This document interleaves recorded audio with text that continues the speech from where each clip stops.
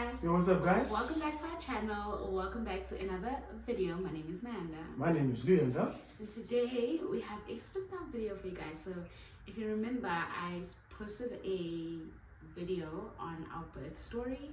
And today we're doing a sort of a part 2 on that, which is our NICU journey. So if you didn't watch that video, we will link it down somewhere below or up here in the cards.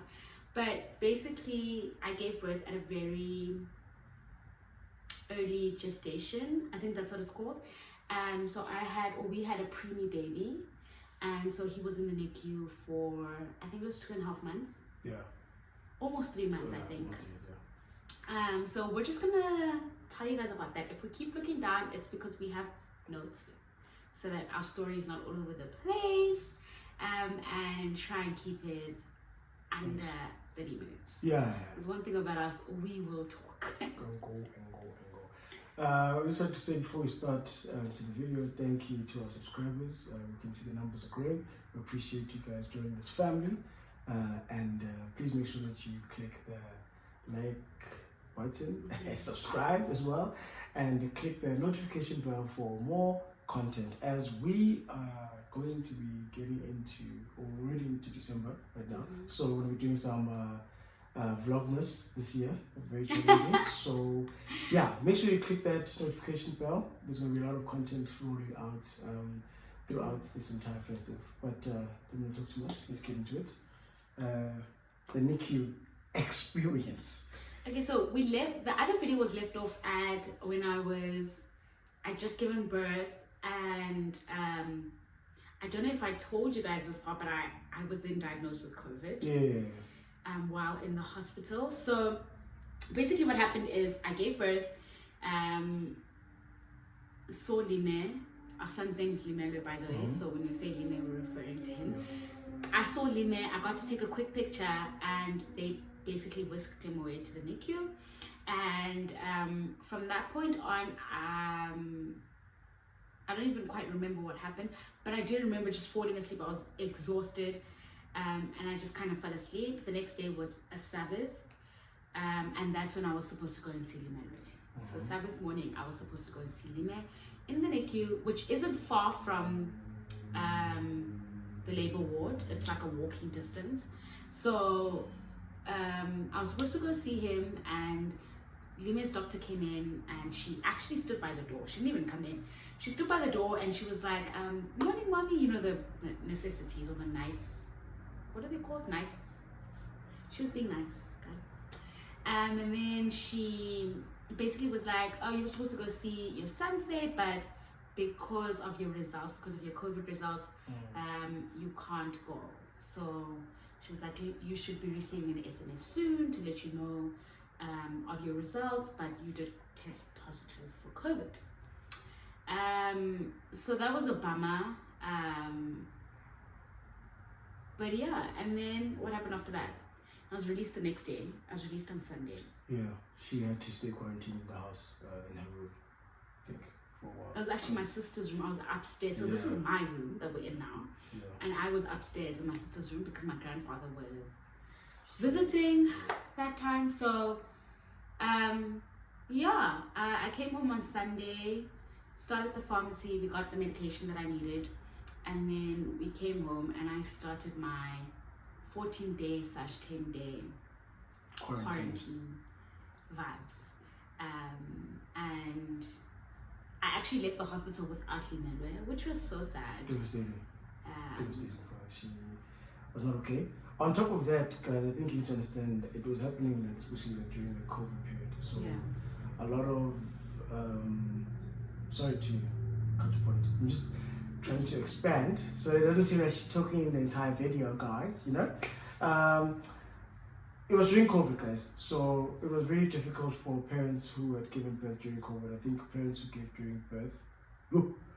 gave during COVID know what we're talking about. Try again. Parents who gave birth during COVID. There we go. Okay. Know exactly what we're talking about, because it was very challenging. It was a very challenging time for us to actually visit our kids. We just jumping to that point where we, after you had been quarantined, and then we had to I had to go back to the hospital to go and see him. So there was a whole schedule of when we needed to see him. There was a morning group and there was an evening group as well. So I think we were the evening group because during the day we were busy. You know, I had some gigs as well sometimes. Yeah, and that process was actually quite strenuous because obviously we're still living apart from each other. We're not in the same house at the time. A lot was going on. I was still paying off, you know, reason damage. Yes, in Klaulo and Lobola. Ah, there we go. In Klaulo and Lobola. So, visitation hours started off by just the two of us. They only allowed 2 parents, but one parent had to go visit in a space of 30 minutes. So 15. Yeah. So we had 30 minutes as a couple split in half. 15. Yeah. So each of us had 15 minutes to go and see our son, who was stationed in an incubator. We couldn't touch him. If we could find pictures, we should put pictures here, like here or something. Yeah, we couldn't touch him for some time, until obviously we had one of the families in our evening group actually come and complain that 30 minutes was not enough for families because some of them stayed apart from each other. So then it was pushed to an hour. So that means 30 each for a parent. And then as time went by, it just went to both parents visiting at the same time for an hour. Yeah, sometimes we'd even drag it, you know, because obviously we had separation anxiety from our child. But yeah, it was a very strenuous process, but we're just glad that we were able to overcome that.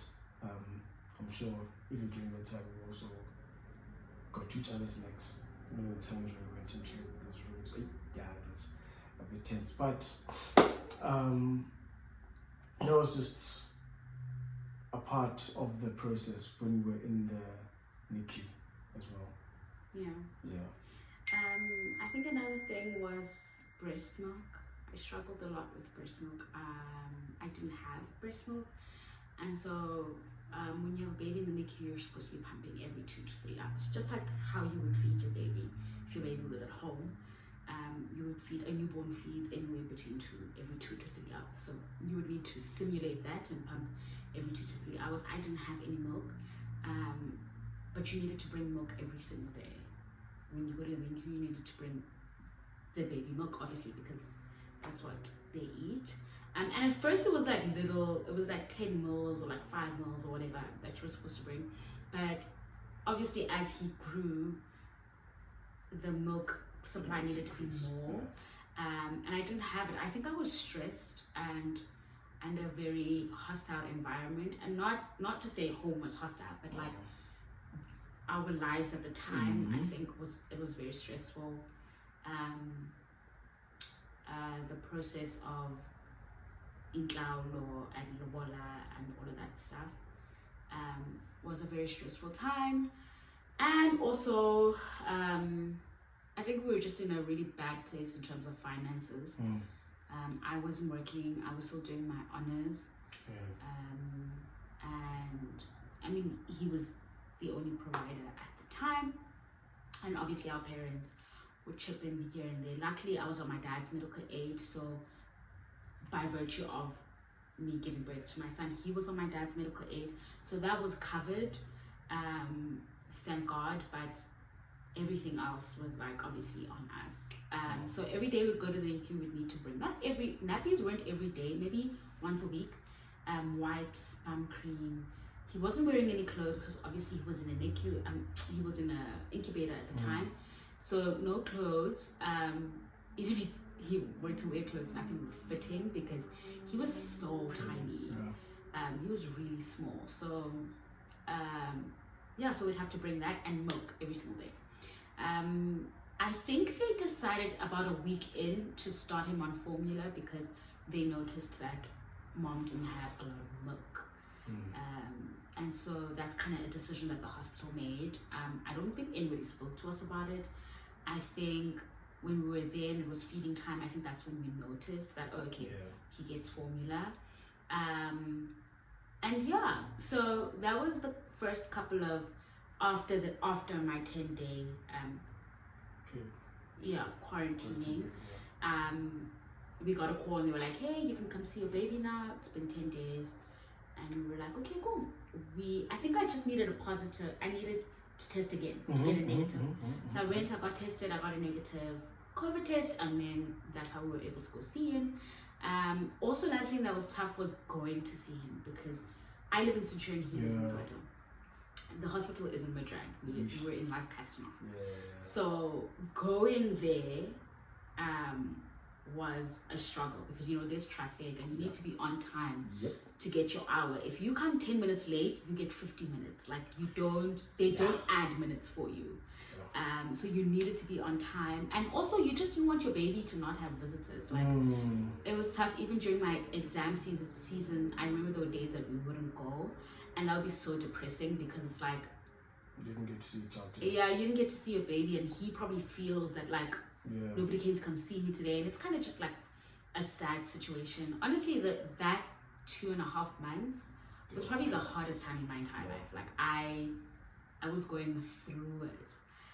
Medically, there wasn't that much wrong with him. He was just tiny. He was just born too early, so his lungs needed to develop, his heart needed to develop, but he didn't have any big complications.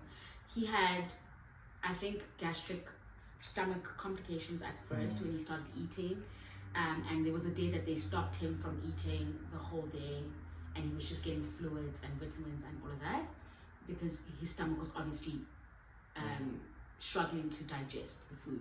He wasn't fully developed yet. So that was one of the issues. There was a day they called and they said, the nurse said something about he's getting medication for a hole in his heart or something about his heart.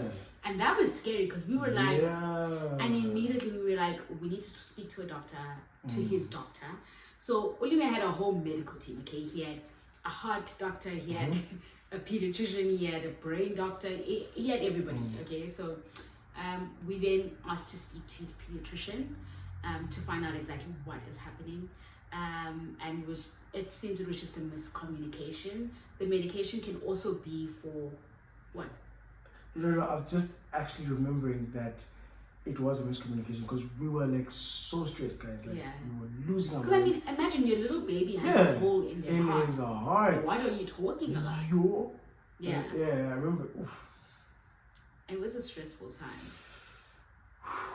And I think for the most part, not only are we in COVID and are in this whole life change of like, involving older people into our relationship and I'm doing my honors, it's exam season, it's COVID, so gigs aren't that many. Like it was a very tough period of time. And so to get a phone call from the nurses to be like, hey, we're administering, because they would call when they would administer new medication, they would call to let the parents know, we're administering new medication, even bloods. If they were drawing bloods, they would call to say, listen, we're drawing bloods now for this and this and this.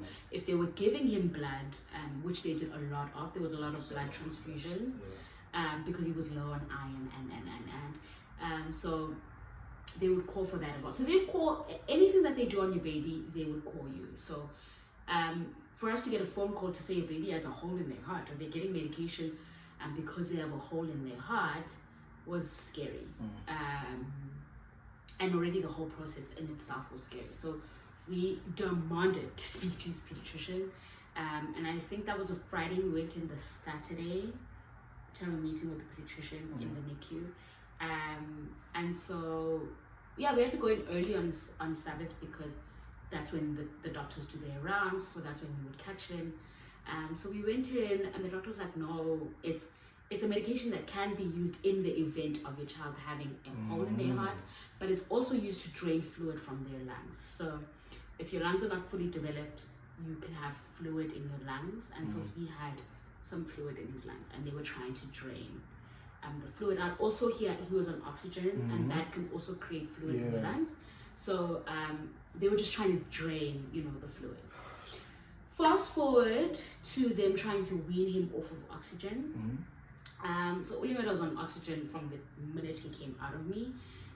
And so eventually they would have to try and wean him off of oxygen just to see if he can breathe on his own. That was also tough because you would go in and he would be doing so well, like he'd be on the lowest setting of oxygen, and then you go in 2 days later and he's on the highest. So it was like, it was a roller coaster. But thank God that the staff was calm. Like they were just like, don't worry about it. Like he's gonna be fine. He's gonna get off of this oxygen. And they were more like motherly figures there, and they really took over. Like this is our baby kind of thing.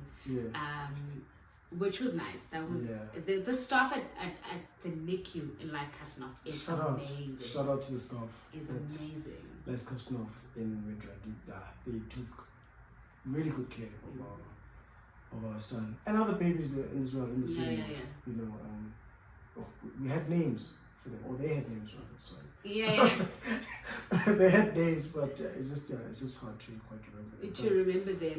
But also, I think another thing relating to other kids being in the NICU was another thing that was sad was that seeing other kids go, seeing kids that came after your child go home was so sad. Like guys, it was so sad. It sucked because you're like, you know, these other babies came in after your child and they're leaving early. Like, why isn't my baby leaving? And there was never a date. They would never tell you when they're going to release your baby. It was always just like the parents would be surprised as they coming in, and they'd be like, "Oh, you can go home with your baby today," and it'd be like, you know, sad because your baby is still in there. So majority of the babies that came before Limelo left before he left. He was the second last baby. I think there was one in his crew that was born in his crew. I think there was one who we left behind. But he was also going home in the week. It's just that he was going home with oxygen, so they needed to teach the mom how to use it and change the stuff and all that. So he was still gonna go home in that same week, but they had to stay for the tutorials of how to use the oxygen. Luckily, I think it was in October when he got released. I think it was like the 20th or something like that. Of October. It was a Wednesday. I remember I was at home and I got a call from Life, and every time I got a call from 011, my heart would sink. Like it would be thoughts like, is my baby still alive? Is he okay? Is there something new that's wrong? You know, it was always kind of a roller coaster, you know. And it never changed till the day he was going home. Every time we got a phone call from the hospital, it was always like, I wonder what's wrong now. But Wednesday, around mid-October, we got a call on a Wednesday, and they were like, hey, come pick up your baby. And I was like, don't play games with me, like don't joke with me, this is not funny. And they were like, no dude, why would we joke about this? Like come and fetch your baby's ready to go home. So, and I remember my parents had gone to go buy milk or something. I can't remember, but they had just left the house. And I was like, turn the car around now. Immediately, like I don't care what you're going to do, we can go fetch Lime, come back now. And you were here in Centurion. Oh, we even forgot to mention that he moved to Centurion. I was staying with my aunt at the time. God bless her soul. So he was here in Echo Park. So it was easier for us to be able to go to the hospital back and forth. So called my parents, was like, it's the day has arrived. My parents came back. We had no car seat. We had a crib, I was so anxious. We had a stroller. We had a stroller and we had no car seat. So I remember I was nervous about that because I do a lot of research, and I had researched that you need to have a car seat for a child to be released from hospital, like it's policy. So I was like, I was freaking out because I was like, we can't afford a car seat. We can't go buy a car seat right now. So we need to wing it. So we went in, and I think it's the illusion of the stroller that made them think there's a car seat in the car. Because we walked in with this huge stroller, and like prepared, you know, bags, clothes, wipes, nappies. We were prepared. And we got in there and they were like, you can dress your baby. And the clothes were too big. They were drowning him. If we could find pictures, we'll put them up, but I don't think we still have those pictures. Do you still have them? I definitely still have those pictures. So we'll put up the pictures, but the clothes were massive. Yeah, so we picked him up and we came home with him, and my mom and my dad left. I remember they had to go buy bottles because we didn't have any bottles. We didn't have anything for a baby. The basics, because we didn't know when it was going to be released. So for parents who are in the same situation as us, we implore you guys, prepare ahead. Please do it. Please do it. It's going to save you a lot of trouble, a lot of stress, and a lot of time, guys. Please do it. Yeah. So. Yeah, my parents ran out, they got bottles, they came back. Bottles and formula, we needed formula as well. So what we did is we just got the formula he was using at the hospital. It was treating him well, we didn't see the need to change it. It happened to be the S26 Gold. Well, first it was the purple one, I forgot what that one's called, but it's like for people with sensitive digestion. And then we moved on to the normal S26 Gold.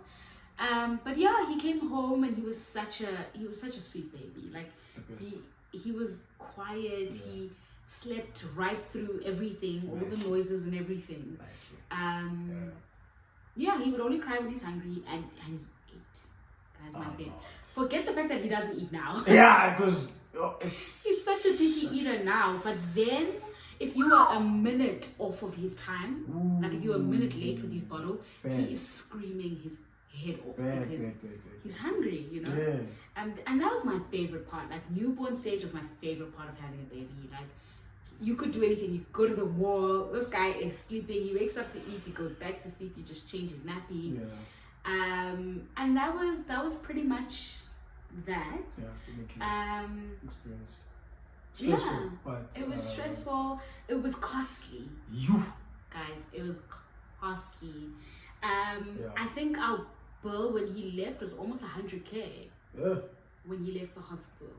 And then there was all these other charges that came in after. Because remember, we said he had a whole team of doctors. So then they started putting in their claims to our medical aid. And guys, it piled up. Like I can't even remember what the total was, but it was close to. It was big. It was close to $1 million, I think. It was a massive bill, guys. Because you need to remember, he was there for almost 2.5 months, almost 3 months. And during COVID, also everything is built, okay? If everything your child uses there is built. So when he left the hospital, we thought, okay, almost 100K, that's not bad. Guys, the claims started coming in from his neuro doctor, his cardio doctor, and everybody started putting in their claims. Eye doctor, ear doctor, guys, any doctor you can think of, he had while he was there. And so yeah, it was a very expensive bill, but thank God our medical aid covered everything. Not my dad's medical aid. Shout out to Discover One Time. I'll see you guys.